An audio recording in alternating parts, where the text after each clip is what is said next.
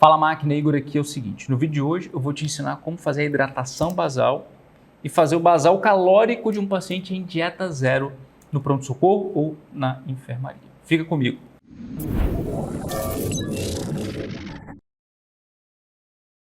Existem várias razões pelas quais o meu paciente estará em dieta zero no pronto-socorro, na emergência, na UTI ou na enfermaria.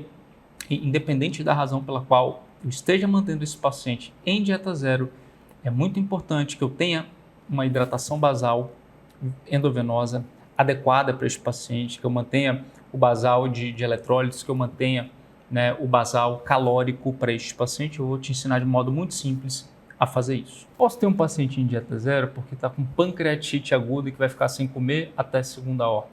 Eu posso ter um paciente em dieta zero porque vai operar. Eu sei que é um paciente cirúrgico que foi diagnosticado com apendicite aguda e que vai operar logo na mesma tarde, muito em breve vai operar. Posso ter um paciente em dieta zero que potencialmente é um paciente cirúrgico. É aquele paciente que entra, por exemplo, com uma dor em pulmão direito, você suspeitou de uma colestite aguda, você ainda não confirmou o diagnóstico, você precisa de um exame de imagem, você precisa de um ultrassom, mas existe a possibilidade desse paciente operar. Então, mantenho esse paciente em dieta zero até segunda ordem. É um paciente muito grave, que eu não estou dando dieta, está com uma nora muito alta. Bom, independente da razão pela qual você decidiu manter o seu paciente em dieta zero, dependendo do tempo que esse paciente ficar de dieta zero, ele vai precisar de uma hidratação venosa basal, ele vai precisar de um calórico basal. Igor, quando que eu vou lançar a mão disso? Quando que eu vou me preocupar em relação a isso? Bom, se o seu paciente ele vai ficar por períodos prolongados, o que significa isso? Poxa, mais de 12 horas, 24 horas, Um paciente com pancreatite aguda, provavelmente ele vai ficar dias ali sem se alimentar.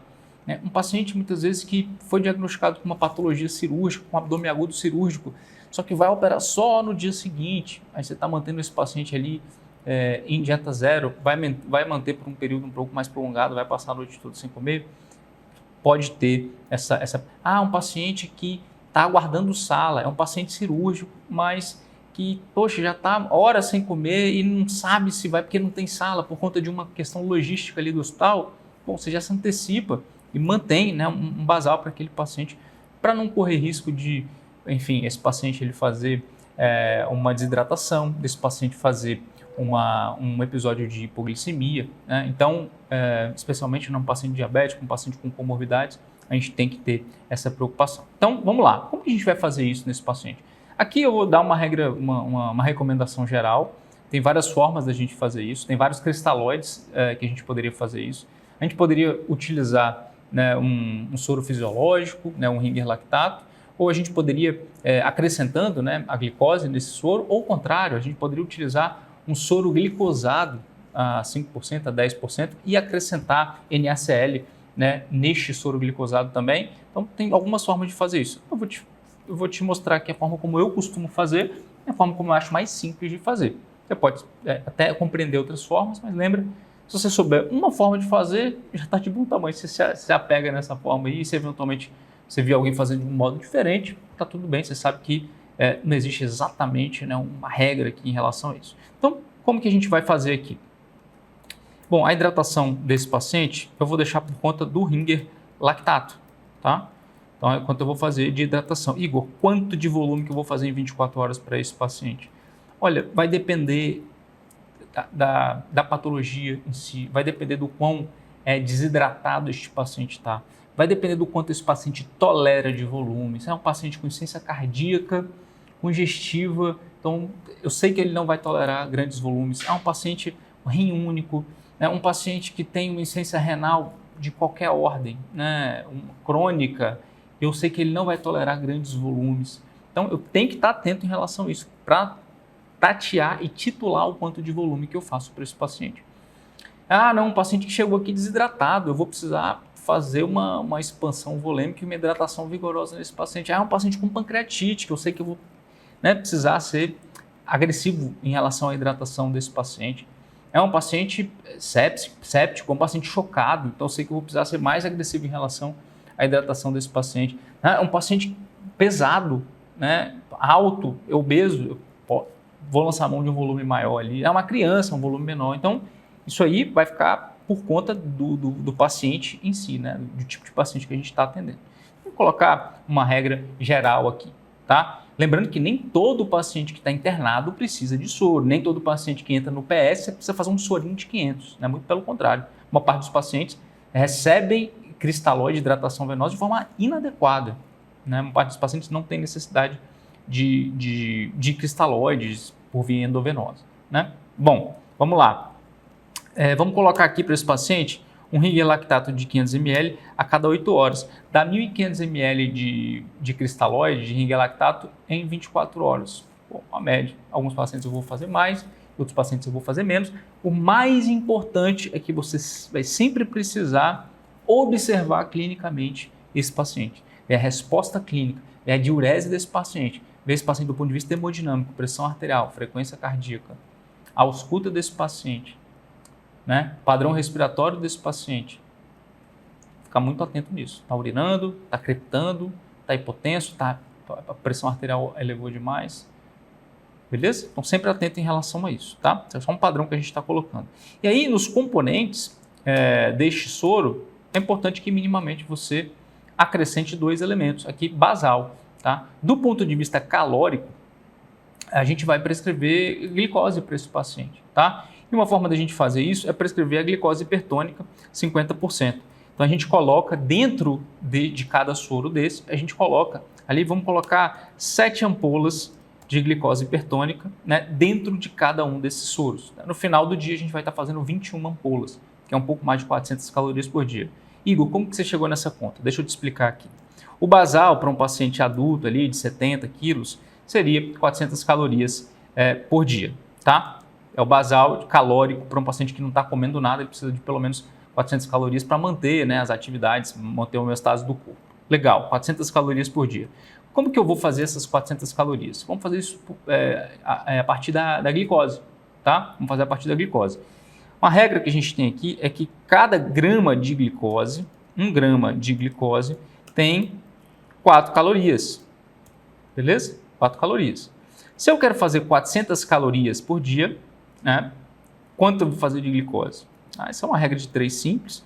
Então, quanto que eu preciso fazer de glicose para 400 calorias? Eu não vou fazer essa conta com você, né? É muito óbvio, tá? Com 400 calorias, 400 calorias eu tenho em 100 gramas de glicose, certo? Então, beleza. Então, tem que fazer 100 gramas de glicose ao longo do dia para esse paciente. Num frasco de glicose hipertônica, 50%, eu tenho aqui, vou até escrever para você, 10 ml. Tá? Eu tenho 10 ml de solução. Então, em 10 ml de solução de glicose hipertônica a 50%, quanto que eu tenho de glicose mesmo? Se é 50% da solução, metade de 10 é 5 gramas de glicose. Beleza? 5 gramas de glicose. Para eu atingir as 100 gramas de glicose, né, que são as 400 calorias, para eu atingir as 100 gramas de glicose, que são as 400 calorias no dia, quantos frascos ali de glicose hipertônica eu preciso fazer? Eu vou precisar de 200 ml de glicose hipertônica. Isso significa 20 frascos, beleza? Então, o total aqui são 20 frascos.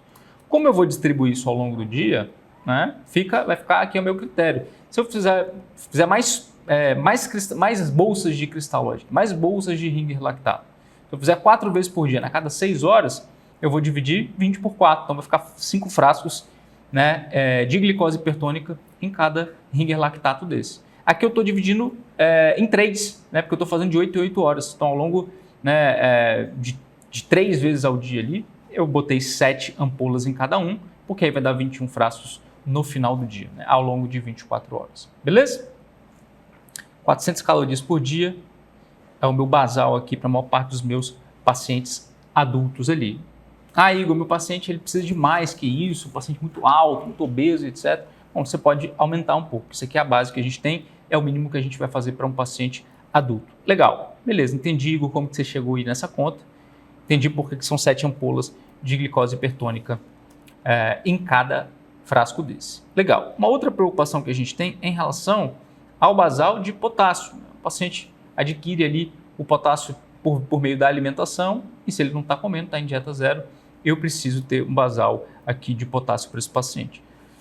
Uma ampola, né, de Cacellia a 10%, né, tem 10 ml aqui, em cada ampola, e eu vou fazer uma ampola em cada frasco desses, 3 ampolas ao longo do dia. Aqui, em regra, eu vou estar